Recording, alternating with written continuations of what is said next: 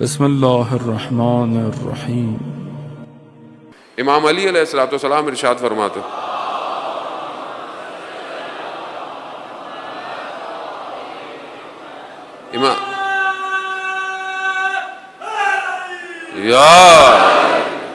امام فرماتے ہیں کہ آخری زمانہ ہوگا، جو لوگ امام کا ساتھ ان کے لیے ہے، یہ لوگ کون ہوں گے؟ یہ وہ ہوں گے جو گمنام ہوں گے، یعنی ان کو ناموں کی ضرورت نہیں ہوگی، یہ پاک لوگ ہوں گے، اور یہ جب درمیان میں لوگوں کے ہوں گے تو لوگ ان کو پہچانیں گے نہیں، اور جب درمیان میں لوگوں کے نہیں ہوں گے تو لوگ ان کو ڈھونڈیں گے بھی نہیں۔ لیکن یہی لوگ اس زمانے کے اندر نور کی طرح ہدایت دیں گے۔ خوب ہم اسی دور کے اندر ہیں جانے محترم۔ آج حق کی بات کرنا مشکل ہے، آج جو ہے وہ کسی کو تبلیغ کرنا مشکل ہے۔ آج تو گھر میں باپ بچے کو تبلیغ نہیں کر سکتا۔ جو آج کے حالات ہیں، آپ ہم سنتے ہیں، خبریں دیکھتے ہیں، لوگ ہمیں بتاتے ہیں، والدین بتاتے ہیں کہ ہم اس کو کوئی بات کریں تو یہ الٹا ہمارے سر پہ آتا ہے۔ حتیٰ ایک والدہ نے تو میسج کیا کہ مولانا صاحب میرا جوان بیٹا ہے، اگر میں اس کو کہتی ہوں کہ بیٹا یہ برے کام چھوڑ دو تو کہتا ہے میں گھر میں پیسے نہیں دوں گا جو کماتا ہوں۔ دنیا کہاں جا رہی ہے؟ دنیا کس طرف جا رہی ہے؟ حقیقت روح اسلام کی جب نہیں ہو اذان محترم تو صرف سجدے، صرف نمازیں کام نہیں آتی ہیں۔ آپ مسجد میں نمازیں پڑھیں ہیں بھری ہوئی ہے، اللہ کا شکر ہے، اچھی بات ہے، نماز پڑھنی بھی چاہیے، نماز پڑھیں، مسجدیں بھری ہونی چاہیے، لیکن باہر برائی ہو رہی ہے۔ باہر جو ہے وہ نشہ بک رہا ہے گلی کے کونے پہ، محلے میں آپ کے، اس کے لیے آپ کی ایک زبان نہیں ہلی، آپ کوئی کام نہیں کر رہے، تو اس کا مطلب کیا ہے؟ تو اس قرآن ان باتوں کا ذکر کر رہا ہے۔ قرآن نے ان قوموں کو بھی تباہ کر دیا، ایک میں کہ جس کے اندر نیک لوگ تھے۔ ملائکہ نے کہا پروردگار اس میں تو نیک لوگ بھی ہیں، کہا مجھے ایسی نیکیوں کا کوئی فائدہ نہیں جو ان کی اپنی ذات کے لیے ہوں۔ تو یہ کیسے ہوگا کہ یہ دیکھیں، جب دنیا کا خوف ہوتا ہے نا تو کوئی بھی چیز باہر نہیں آتی، لیکن جب صرف خدا کا خوف ہوگا تو یہ سب باہر آئے گا۔ وہ کون چینج کرے گا؟ آپ سب جوان ہیں جانے ہو، تو کل آپ اسی قوم کا سرمایہ ہے، ملک کا سرمایہ ہے۔ کل آپ ایجوکیشن حاصل کر کسی نہ کسی ڈپارٹمنٹ میں بیٹھیں گے، کسی نہ کسی فورس میں بیٹھیں گے، کسی نہ کسی منسٹری میں بیٹھیں گے، آپ ہی نے بیٹھنا ہے۔ تو اگر آپ اپنی تربیت نہیں کریں گے اور آپ بھی دنیا پرست ہوں گے تو کل کو آپ بھی جب سیٹ پہ بیٹھیں گے آپ بھی وہی کریں گے جو آج ہو رہا ہے۔ آج ہم کہتے ہیں نا جی فلانا تو اپنے لیے کرتے ہیں، فلانے اپنے لیے کرتے ہیں، تو کون ہے فلانا؟ کوئی نہیں، ہم ہی ہیں، باہر سے کوئی نہیں آتا، ہم ہی ہیں اندر سے۔ تو اس ماحول میں ہم اپنے امام کو کیا دیں گے؟ کیا دینا چاہتے ہیں؟ کتنی ہماری اپنی تربیت ہے ذہن موت۔ امام زین العابدین ارشاد فرماتے ہیں اللہم صلی علی محمد۔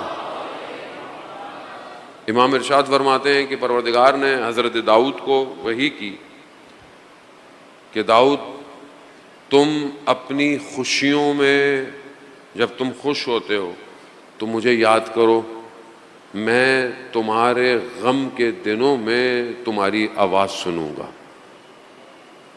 انسان جب اس کی زندگی میں اچھے دن ہو، اچھی چیز ہو، تو خدا کیا کہتا ہے؟ تو مجھے یاد کرو، مجھے پکارو۔ خدا کو ضرورت نہیں ہے ہماری، لیکن اس نے مخلوق بنائی اس لیے کہ تم مجھے پکارو۔ اب اس کو ہمیں پکارنا ہے جانے موت۔ اور انسان کو جب انسان خدا کو پکارتا ہے تو خدا انسان کو ذکر عطا کرتا ہے، ذکر عطا، اور ایسا ذکر اس کو ملتا ہے کہ مولا متقیان کی ایک بڑی طولانی حدیث ہے، اس کا خلاصہ آپ کی خدمت میں بیان کرتا ہوں کہ جب خدا اپنے بندے کو ذکر دے دے تو اس کے اندر کدورت ہے کہ جس کی وجہ سے وہ سن نہیں سکتا، خدا اسے ختم کر دیتا ہے۔ اس کے اندر جو بینائی ہے کہ جو دیکھ نہیں سکتی وہ دیکھنا شروع کر دیتی ہے۔ خدا جب ذکر دے دے تو انسان ایسا ہو جاتا ہے، ہر چیز سے مبرہ ہو جاتا ہے۔ ہم اس عالم میں پھنسے ہوئے ہیں، ہمیں اپنے آپ کو بلند کر کر دوسرے عالم میں لے کے جانا ہے، اس عالم میں کہ جہاں صرف ہمیں حقیقت نظر آئے، وہ عالم کہ جہاں امام حسین ہمیں لے کے جانا چاہتے ہیں، وہ باطن کائنات کہ جس میں سفینۃ النجات امام کی کشتی ہے، آج بھی چل رہی ہے، آج بھی چل رہی ہے، آج بھی چل رہی ہے۔ جو اپنے آپ کو وہ ذرا سا بہتر کرے، امام حسین اسے سوار کر لیتے ہیں۔ کوشش کریں ہم اپنی زندگی میں عزیزان محترم، کوشش کریں، معاشرے کو بہتر کرنے کی کوشش کریں۔ کوئی مشکل کام نہیں ہے، آپ کے پاس آپ کے نفس پاک ہے، آپ کے دل پاک ہے کہ آپ امام حسین کی مجلس میں آئے ہوئے، پتہ نہیں کتنی مجلسیں آپ نے دن میں کر لی ہوں گی، ابھی کتنی اور جا کے کریں گے۔ کون سی چیز ہے جس نے آپ کو بٹھایا ہوا ہے؟ یہ محبت اور عشق ہے، یہ پاکیزگی ہے آپ کے وجود کے اندر، اس کو یوٹیلائز کریں، یہ ایک پازیٹیو انرجی ہے، یہ نور ہے، اس نور کی حفاظت کریں، اس نور کو ضائع مت ہونے دیں۔ باہر نکلیں، زبان سے کوئی غلط بات کہہ دی، کسی کا دل دکھا دیا، کوئی آنکھوں سے غلطی کر دی، کوئی بھی انسان غلط کرے گا یہ نور نکل جائے گا۔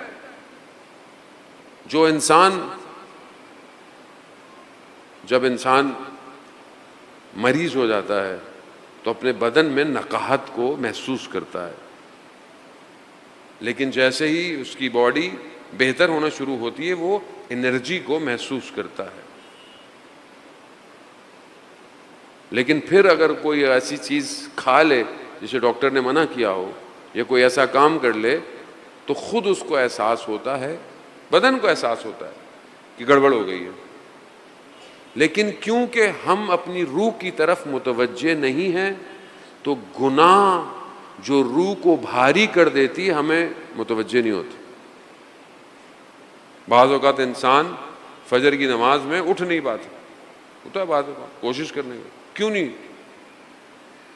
کیونکہ خدا نہ خواستہ کوئی ایسی غلطی ہوتی ہے جس کی وجہ سے روح بھاری ہو گئی ہے، اٹھا ہی نہیں جاتا۔ ایک شہید اپنے وصیت نامے میں لکھا، جب وہ شہید ہو گیا تو اس کا وصیت نامہ جب اس کے والد صاحب نے دیا تو اس پہ لکھا ہوا تھا کہ میری زندگی کا سب سے تاریک دن وہ تھا کہ جب میں اٹھا تو سورج نکلا ہوا تھا۔ میری زندگی کا سب سے تاریک دن تھا۔ عزیزان محترم، خدا کو ضرورت نہیں ہے، مجھے ضرورت ہے، مجھے ضرورت ہے اس کے سجدوں۔ یہ ایک دن ختم ہو جائے گا، سب ختم ہو جائے گا، کچھ بھی نہیں باقی بچے گا۔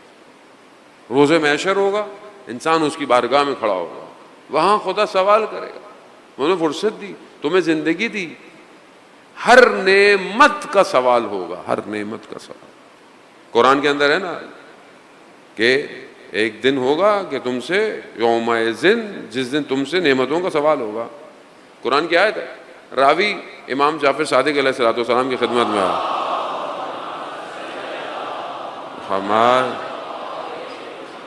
امام کی خدمت میں آیا، امام کی خدمت میں کہا مولا یہ خدا کہہ رہا ہے کہ میں روز قیامت میں نعمتوں کا سوال کروں گا، یہ کون سی نعمتیں ہیں مولا؟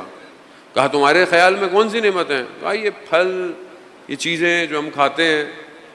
کہا میں تمہیں اپنے گھر بلاؤں اور پھر میں تمہیں یہ ساری چیزیں کھلاؤں اور پھر اس کے بعد میں تم سے سوال کروں، پوچھوں تو تمہیں کیسا لگے گا؟ کہا مولا بالکل اچھا نہیں لگے گا۔ تو کہا پھر تم یہ کیوں تصور کر رہے ہو کہ خدا تم سے نعمتوں کا سوال کرے گا؟ تو کہا پھر یہ کون سی نعمت ہے؟ کہا نحنو نعمت اللہ، ہم اللہ کی نعمت ہیں، ولایت نعمت پروردگار ہے، اس کا سوال کیا جائے گا کہ ہم نے تمہارے درمیان میں اپنی ولایت کو قرار دیا، تمہارے درمیان میں تھا، تمہیں نہیں نظر آتا تھا، تم توجہ تو تھے، متوجہ تو تھے،